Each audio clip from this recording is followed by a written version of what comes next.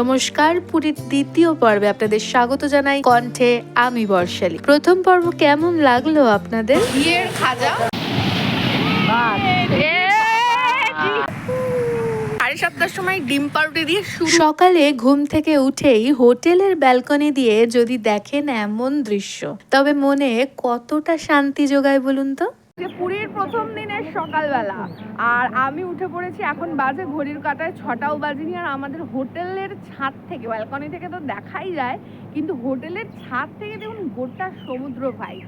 আমিও একেবারে আমার কস্টিউমে একদম সি বিচ ভাইব নিয়ে চলে এসেছি, আর একটু পরেই আমার সি বিচে চলে যাবো আর আপনাদের সাথে শেয়ার করবো পুরোটা। তাই সাবস্ক্রাইব করে পুরো ভিডিওটা স্ক্রিপ্ট না করে দেখবেন, অনেক ইনফরমেশন থাকবে। পুরী বেড়াতে আসলে কিন্তু এবার আমার ব্লগটা আপনাদের জন্য ভীষণ উপকারে লাগবে। আমার মতো যারা ধাক্কাধাক্কি ভিড় খুব একটা পছন্দ করেন না, তারা কিন্তু আমার পর্বগুলি মন দিয়ে দেখবেন। এটি পুরী বিচ, আমাদের হোটেলের সামনে রাস্তা পার করেই এই বিচ। সবাই মিলে আমরা যাচ্ছি আপাতত সমুদ্র দর্শন, একদম পায়ে লাগাবো সমুদ্র, এসে একদম ছুঁয়ে যাবে সেই অনুভূতি নেওয়ার জন্য চলেছি আমরা সমুদ্রের পথে। এই পুরী বিচে ভিড় বাদ দিয়ে মোটামুটি আপনি আপনার প্রয়োজনীয় সবই পাবেন। চাইলে উটের পিঠেও চড়তে পারবেন, ভাড়া 100 টাকা জনপ্রতি।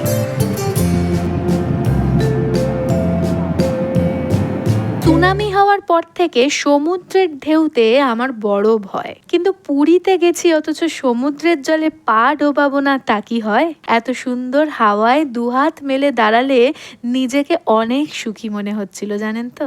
পায়ে জল লাগানোর জন্য দাঁড়িয়ে আছি, পায়ে জল লাগবে, ঠিক আছে, আসার সাথে সাথে জল দিয়েছে, ওয়েট করছি। সমুদ্রের গর্জন ছাড়া তেমন কোলাহল নেই এখানে। স্টেশন থেকে 1.5 কিলোমিটার আর এখান থেকে স্বর্গদ্বার 2.5 কিলোমিটার দূরত্ব।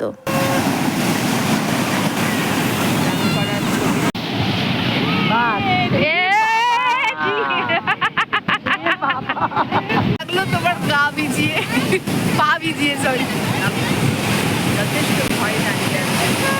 কথায় শুনেছিলাম সমুদ্রের কাছে গেলে সমুদ্র নাকি একবার আপনার গা ছুঁয়েই যাবে। এই দেখুন আমার মা কতটা দূরে দাঁড়িয়েছিল, কিন্তু সমুদ্রের জল সেই মাকে ছুঁয়েই গেল।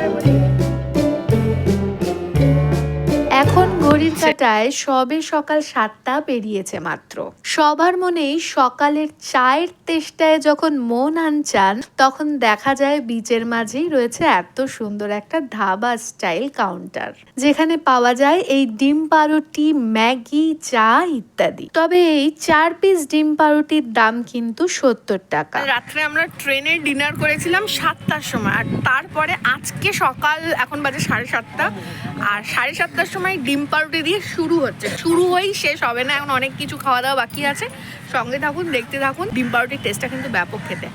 ডিম পাউরুটির দাম 70 টাকা হলেও মনে রাখতে হবে এটি ট্যুরিস্ট স্পট, আর এই ট্যুরিস্টদের উপর নির্ভর করেই এনাদের জীবিকা। তাই হালকা খাবার খেয়ে আমরা চলে গেছিলাম লোকাল ভালো কিছু খাবার সন্ধানে স্বর্গদ্বারে। যেখানে আমরা স্টে করেছি তার নাম হলো নির্মাণ হোমস্টে, একদম সি বিচের সামনে। অসাধারণ, আমার খুব ভালো লেগেছে হোটেলটা, তাদের অ্যাটমসফিয়ার ভীষণ ভালো।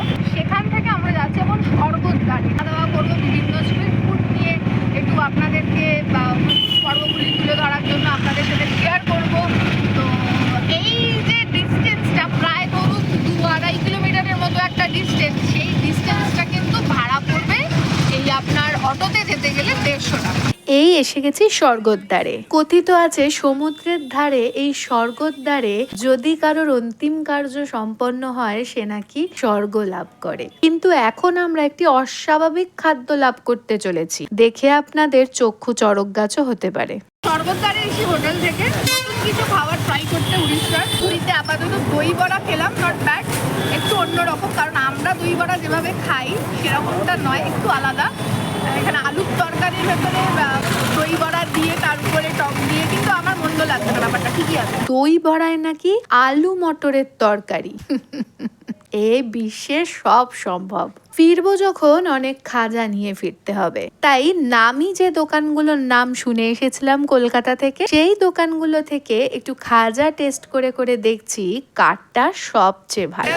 বিয়ের খাজা 560 টাকা কিলো। 1 কিলোতে কত হবে জানি না, আমরা জাস্ট টেস্ট করতে এসেছি। রস গড়াচ্ছে, একটা চপচপে ব্যাপার, খেয়ে দেখতে হবে কেমন লাগছে। আর একটা পিসের দাম 40 টাকা। হ্যাঁ,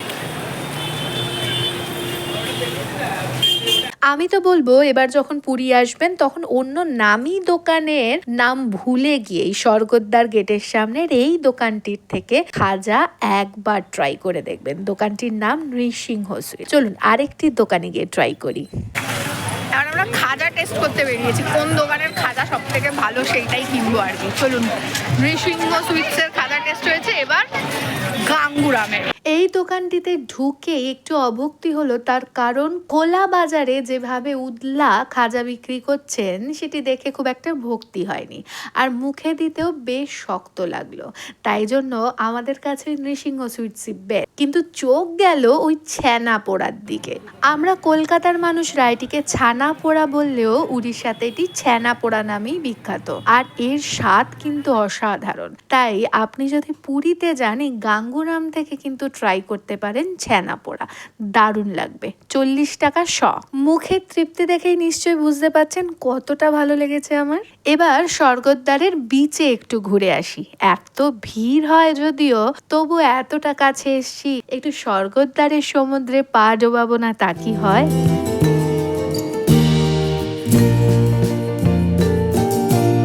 আর এই জলকেলি করতে গিয়েই হঠাৎ চোখ পড়ে ছাতার তলায় বসে কয়েকজন মিষ্টি খাচ্ছে। ব্যাস, আর লোভ সামলাই কি করে, চলে যাই 3 জনে। ও মাই গড, এই মিষ্টি খেয়ে তো জিজ্ঞেস করেই ফেলি, আপনি কি আমাদের বনগা থেকে এসছেন? প্রশ্ন শুনে বেশ হতবাক হয়ে হিন্দি উড়িয়া মিলিয়ে অনেক কিছু বোঝানোর চেষ্টা করে, কিন্তু আমাদের যে হাতে আর সময় নেই, আমাদের তাড়া ছিল হোটেলে ফেরার। কারণ সকালবেলাই আমাদের পান্ডাজিকে দিয়ে পুজো পাঠিয়েছিলাম জগন্নাথ দেবের উদ্দেশ্যে, তারই ভোগ আসার কথা।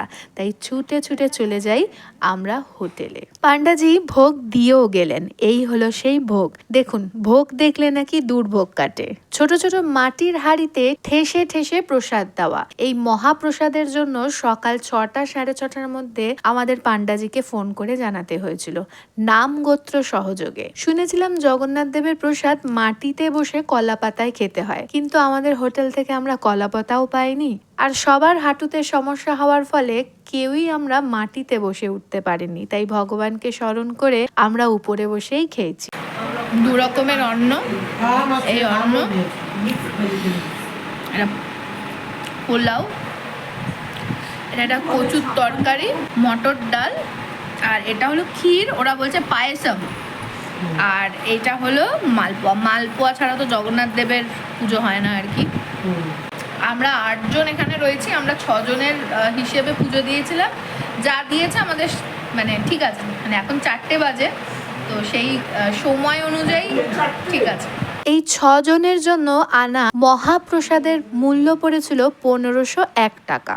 আমরা 8 জনে মিলে সম পরিমাণ ভাগ করে যতটা খেয়েছিলাম তাতে বিশ্বাস করুন পেট এতটা ভরে গিয়েছিল, অনেকটা সময় অবধি আমাদের একটুও খিদে পায়নি। এক অদ্ভুত ব্যাপার জানেন তো, এই পোলাওটা নাকি বলরাম দেবের প্রসাদ, আর এই অন্ন, কচুর তরকারি, পায়সম এবং মালপোয়া নাকি জগন্নাথ দেবের প্রিয়। তবে প্রশ্ন হলো সুভদ্রা দেবীর কি প্রিয় সেটা কিন্তু এখানে কোথাও বলা নেই। চলুন, মহাপ্রসাদ গ্রহণ করা প্রায় শেষের দিকে, এবার যাব মন্দির দর্শনে। ঈশ্বরের কৃপা থাকলে মনের যে ইচ্ছে নিয়ে এসেছি একবার জগন্নাথ দর্শন করব, সেই দর্শন যেন সম্পন্ন হয়, এই আশা নিয়ে এগিয়ে যাই মন্দিরের উদ্দেশ্যে। আপনাদের কেমন লাগছে পর্বটি আপনারা কিন্তু কমেন্ট করে জানাতে ভুলবেন না। আর যদি এরকম পর্ব আরও দেখতে চান, আমার তো বাকি পর্বগুলো আসবেই, আর উৎসাহ পেলে আমি এরকম ছোটোখাটো ট্রিপ করতেই পারি আরও কয়েক। রাস্তার দুপাশে এত সুন্দর জগন্নাথ দেবের মূর্তি, মিষ্টির দোকান, কত কি যে রয়েছে। চলুন দেখতে দেখতে এগিয়ে যাই মন্দিরের দিকে। ধ্বজা ওড়ানো কমপ্লিট। আজকে জানেন তো ধ্বজা ওড়ানো দেখা হলো না, পরের দিন এসে ধ্বজা ওড়ানো দেখতে হবে। বলে ধ্বজা ওড়ানো দেখা নাকি পুণ্যের কাজ। এত দূর এসছি, এইটুকু পূর্ণ করে যাব না হয়, পরে আর একদিন আবার আসবো। ঝকঝকে তকতকে মন্দিরের ভেতরে আমরা প্রবেশ করে গেছি। আমাদের পান্ডাজির সাথেও দেখা হয়েছে, উনি আমাদের পথ দেখিয়ে প্রাইভেটে নিয়ে যাচ্ছেন। তার জন্য একটু টাকা পয়সা পড়েছে বটে, তবে আমরা তো 8 জন আছি, ভাগে অল্প স্বল্পই পড়েছে, খুব আহামরি কিছু পড়েনি। পান্ডাজি বেশ ভালো যত্ন সহকারে আমাদেরকে নিয়ে যাচ্ছে ভগবান দর্শনের উদ্দেশ্যে। চলুন আমার সাথে আপনারাও চলুন। আমরা এখন পুজো দিয়ে বেরিয়েছি। পুজো ভেতর থেকে তো, ভেতরে তো মোবাইল অ্যালাউড নয়, তো আমরা মোবাইল অন্য জায়গায় রেখেছিলাম, মোবাইল জুতো সব কিছু অন্য জায়গায় ছিল। তো পুজো দিয়ে বেরিয়ে আমরা জগন্নাথ দর্শন করতে পেরেছি আর কি অ্যাট লাস্ট। মানে এত ভিড় ছিল, সেখানে পান্ডা যিনি ছিলেন আমাদের, তিনি যথেষ্ট যত্নশীল এবং খুব সুন্দরভাবে আমাদেরকে মানে জগন্নাথ দর্শন করিয়েছেন। অনেক ধন্যবাদ। স্ক্রিনে যদি আপনাদের দরকার হয় তার নাম্বার দিয়ে দেবো, যত্ন সহকারে আপনাদেরকেও দেখিয়ে দেবে। তবে প্রচণ্ড অফ সিজনে আসলেও এখানে প্রচণ্ড ভিড়। এরকম ভিড় অবশ্য মানে থাকাটাই স্বাভাবিক, তার কারণ পুরী বলে কথা, আর বাঙালির বিপুদার মধ্যে পুরী তো মানে ওয়ান অফ দেম, তো সেহেতু ভিড় থাকবে। তবে অতটাও পাইনি, যেহেতু আমরা অফ সিজনে এসেছি। এখন মে মাস, যথেষ্ট গরম, মানুষজনের সংখ্যা অনেক কম, তাও ভিড় ছিল, যথেষ্ট ভিড় ছিল। এনিওয়েজ আমরা এখন আবার আমরা হোটেলের পথে যাব, তার আগে কিছু খাওয়া দাওয়া করবো, তো সঙ্গে থাকুন।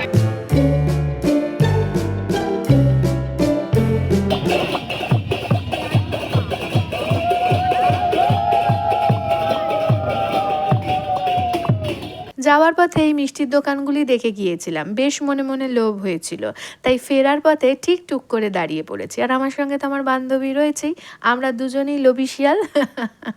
তাই আমাদের পছন্দ মতো একটি মিষ্টি নিয়ে নিয়েছি, যা বেশ ভারী। 8 জনে মিলে দুটো ভাগ করে খেয়েছি, জানেন তো, 30 টাকা করে এক একটা মিষ্টির দাম। দারুণ খেতে লেগেছিল। আর একটুখানি এগোতেই তারপর দেখি কি না একটা ফুচকাওয়ালা বসেছে। একটা নতুন জায়গায় এসেছি, সেখানকার ফুচকা ট্রাই করব না তা কি হয়? ফুচকা খেয়ে দেখি, ও মাই গড, এ তো অসাধারণ খেতে। সিরিয়াসলি আমার উড়িষ্যার ফুচকা কিন্তু দারুণ লেগেছে। আপনারা কারা কারা উড়িষ্যার ফুচকা পছন্দ করেন বলুন তো? মানে উড়িষ্যার কথা বলছি না, স্পেশালি পুরীর ফুচকার কথা বল। সবাইকে একটা করে মুখে দিতে সবারই মুখ ছেড়ে গিয়েছিল। পেঁয়াজ দিয়ে মাখা ফুচকা, আমাদের এখানে সচরাচর পেঁয়াজ দেওয়া ফুচকা পাওয়া যায় না। যাই হোক, খেতে থাকি আমরা। আর আপনার পর্বটি কেমন লাগলো আমাকে কমেন্ট করে জানাতে ভুলবেন না। কিন্তু পরের পর্ব খুব তাড়াতাড়ি আসছে, আর কি কি দেখাবো তারও ঝলকটা একবার দেখে নিন টুক করে। পরের পর্বে দেখবেন আমরা কোনারক গিয়েছিলাম। এখন তাহলে এইগুলোই মিউজিয়ামে আছে, ভাঙা ঘোড়াগুলো। আর কোনারকে গিয়ে একজন গাইড নিয়েছিলাম, যার দ্বারা বুঝেছিলাম কোনারকের খুঁটিনাটি। এই পুরো ইতিহাস ও বিবৃতি নিয়ে আসছে আমাদের 3য় পর্ব, তার সাথে খাওয়া দাওয়া তো থাকছে। জঙ্গল জঙ্গল চলে